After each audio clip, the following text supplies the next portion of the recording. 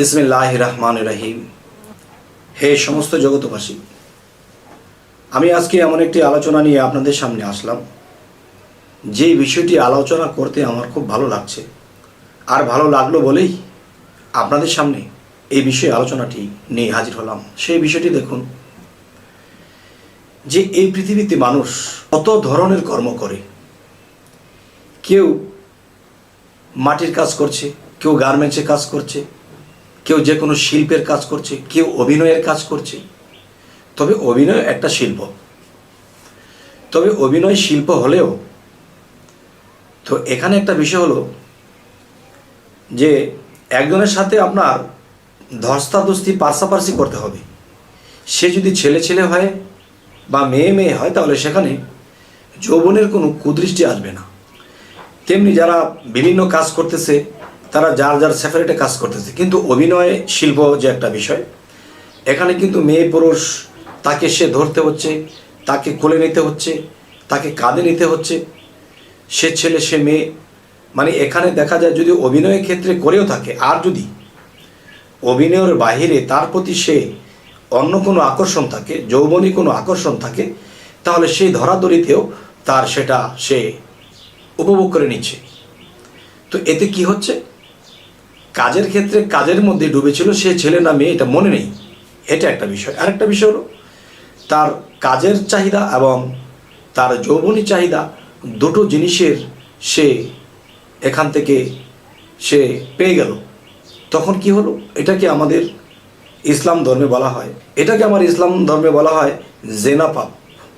আচ্ছা, তাহলে মৌসুমী যে এমন একটা ব্যক্তি, তাকে আল্লাহ সুন্দর করে বানিয়েছে, কিন্তু সে কর্ম হিসেবে এটা করেছে যে অভিনয় জগতে শিল্প হিসেবে এটা মানুষকে অনেক অভিনয় করে, অনেক কিছু করে মানুষকে বুঝিয়েছে। সে এই জগতে তার ইনকামের সাথে এটা সে চালিয়ে গেছে, কিন্তু তার জীবন মধ্য বয়সের কাছাকাছি কিংবা মধ্য বয়সে চলে গেছে। এখন তার মনের মধ্যে, তার অন্তরের মধ্যে এমন কিছু জিনিস জেগেছে, হায় রে, জীবন ভরা যা কিছু করলাম সবই তো ভুল। আর এটা তো আমাদের ইসলাম ধর্মে একটা মেয়ে অনেক পর্দা করে চলতে হয়, তার যেন কুদৃষ্টি না দিতে পারে। আর সে জায়গায় সে আরেকটা পুরুষের সাথে তার চলতে হয়েছে, ধরতে হয়েছে অভিনয়ের ক্ষেত্রে। কিন্তু এটা তো অন্যায়, এটা তো পাপ। তার ভিতরে যখন সেই জিনিসটা জাগ্রত হয়েছে, তখন তার ভিতরে মোমের মতো গলে গেছে। আর তখনই সে বলতে শুরু করেছে, আমি যদি কখনো মারা যাই, আমাকে যেন কাউকে দেখানো না হয়, এবং আমি যদি কখনো মৃত্যুবরণ করি, তাহলে পর্দার সাথে হোক এবং আমাকে কেউ না দেখুক, এবং আমি এই সিনেমার জগৎ ছেড়ে দিলাম। এবং পৃথিবীতে অনেক মানুষ আমার সিনেমা দেখেছে, তাদেরকে বলতেছে যে আমার ছবিগুলো আপনারা ডিলিট করে দিবেন। এবং এটাও বলা হচ্ছে যে আমাকে অনেক দর্শকরা ভালোবেসেছে, আবার কেউ আমাকে খারাপ মনে করেছে, তো সকলের কাছে ক্ষমা প্রার্থী। এই যে বিষয়গুলা, তিনি মৌসুমীর এই বিষয়গুলো যে প্রত্যেকটা মানুষেরই হৃদয়ে নাড়া দিয়েছে। আর এরকম ভূমিকা তার দেখে অনেক মানুষই ভালোর দিকে যাবে, যে তার মতো একটা ব্যক্তি সমস্ত খারাপ ছেড়ে দিয়ে তার মৃত্যুর কথা স্মরণ করে সে নিজেকে পর্দা করতে চাচ্ছে, কেউ যেন তাকে না দেখে। তাহলে এই মৌসুমী সে এমন একটা কাজ করলো যে পৃথিবীর অনেক মানুষের জন্য এটা ভালো কাজ করলো।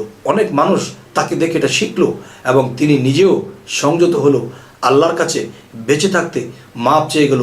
মৃত্যুর পরে কিন্তু মাপের কোনো বাও নেই। তো এখান থেকে যদি ক্ষমা চেয়ে যাওয়া যায়, তাহলে মুক্ত হওয়া যায়। তবে আমরা ভিডিওটি ছাড়ার আগে আপনারা দেখেছেন থাম্বনেলের মধ্যে যে মৌসুমী মৃত্যুবরণ করলে তার আত্মাটা কোথায় যাবে। আচ্ছা, তার আত্মাটা কোথায় যাবে এটা কিন্তু কর্মের উপরে ডিপেন্ড করবে। সেটি হলো, দেখুন যে মৌসুমী তিনি কিন্তু হাত জোড়ে ক্ষমা চেয়েছে সবার কাছে, আচ্ছা, দ্বিতীয়ত সে বলেছে আমার ছবিগুলো ডিলিট করে দেওয়া হোক। তিনি আরও বলেছে মৃত্যুর সময় যেন আমার এরকম মৃত্যু হয় এবং কেউ যেন আমাকে না দেখে। আচ্ছা, এগুলো একটা পর্দার বিষয় এসে গেছে। আচ্ছা, নিজামুদ্দিন আউলিয়া ছিল, তিনি কিন্তু ডাকাত ছিল। সেই নিজামুদ্দিন আউলিয়া হলো, সে 101টা মানুষ খুন করতো, এটা কিন্তু গ্রন্থে এসেছে। তিনি কিন্তু আউলিয়া হয়েছে। তাহলে মৌসুমী কিন্তু মানুষ খুন করেনি, সে হয়তো অভিনয় শিল্পে যেভাবে অভিনয় করতে হয় সেভাবে করেছে। এর মধ্যে যদি তার পাপ হয়ে থাকে তাহলে সেটা যদি আল্লাহ ক্ষমা করে দেয় এবং সে যদি আজকের পর থেকে আল্লাহর ইবাদত শুরু করে দেয়, তার শরীরে আত্মায় যে পাপের ময়লা লেগেছিল এগুলো আস্তে আস্তে ঝরে যাবে এবং তার চোখের পানি থেকে অনেক কিছু ধুয়ে যাবে। যে কথাটি বলা হয়েছিল তার আত্মাটা কোথায় যাবে, তার আত্মাটা সেই আল্লাহ পর্যন্ত পৌঁছানো সম্ভব যদি সমস্ত কিছু তওবা করে তিনি যদি আল্লাহর ইবাদত শুরু করে। তবে একটি কথা বলবো যে এই পৃথিবীতে যে মানুষ আমরা পৃথিবীতে এসেছি, আল্লাহ আমাদেরকে কোরআন দিয়েছে।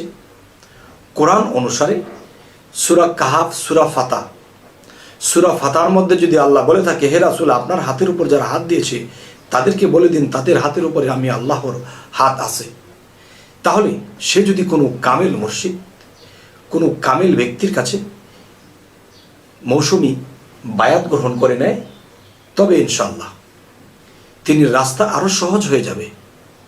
কারণ বায়াত হতে হবে, এটা কোরআনে এসেছে।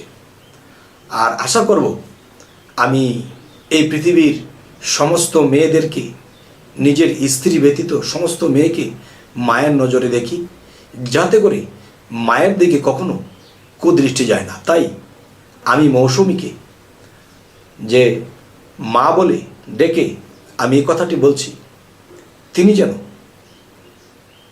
একজন কামেল মুর্শিদের কাছে বায়াত গ্রহণ করে তিনি যেন আল্লাহর ইবাদত শুরু করে।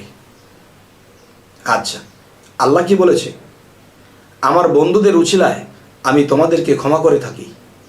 হযরত মুহাম্মদ সাল্লাল্লাহু আলাইহি সাল্লাম আল্লাহর বন্ধু ছিল, তিনি শ্রেষ্ঠ বন্ধু ছিল। এখন তাকে আমরা কোথায় পাবো? আচ্ছা, তাকে পেতে হলে রাসূল বলেছে আমি ওলিয়া আউলিয়া পীর মুর্শিদের মধ্যে আছি, তোমরা যদি তাদের কাছে যাও তাহলে হয়ে যাবে তোমাদের পাপ মুক্ত হওয়ার ভাও এবং তোমার আত্মা এই দেহের থেকে যখন মৃত্যুর সময় বের হয়ে যাবে তখন এই আত্মাটা জাহান্নামে বা দোজখে যাবে না।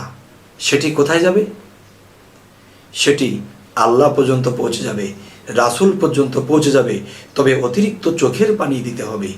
তবে এই মৌসুমীর যদি হৃদয় নরম না হতো, তার ভিতরে আল্লাহর মৃত্যুর ভয় না যেত, যদি তার ভিতরে সেরকম আল্লাহর প্রতি সেই স্মরণ না হতো, তাহলে তিনি কিন্তু এরকম মন নরম করে উজাড় করে এই কথাগুলো বলতো না। আর বলেছেই যেহেতু, তার আত্মাটাকে আল্লাহ ভালো জায়গায় নেবে যদি আল্লাহর আইনগুলো মানতে পারে। আর পাশাপাশি যদি একজন কামেল মুর্শিদের হাত দিয়ে বায়াত গ্রহণ করে, কারণ বায়াতের কথা কোরআনে এসে গেছে। সূরা ফাতা, সূরা কাহাফ, মুর্শিদের কথা আল্লাহ বলেছেন। যাই হোক, আজকে আমি যে আলোচনাটি করলাম, কেন করলাম? যে আমার ভালো লেগেছে যে এই পৃথিবীতে অনেক অভিনেতা আছে, এরকমভাবে কেউ বলেনি। আর মৌসুমী, আমি তাকে মা সম্বোধন করছি যে সে এই কথা যেহেতু তার ভিতর থেকে বের হয়েছে, তাহলে তার আত্মাটা ভালো এবং তার আত্মাটা জায়গা মতোই যাবে ইনশাআল্লাহ। তবে আমাদের চ্যানেলের আলোচনা যদি ভালো লাগে অবশ্যই সাবস্ক্রাইব করে নেবেন এবং পরবর্তীতে যেন ভালো আলোচনা এনে দিতে পারি। তো সকলেই ভালো থাকবেন। আল্লাহ হাফিজ।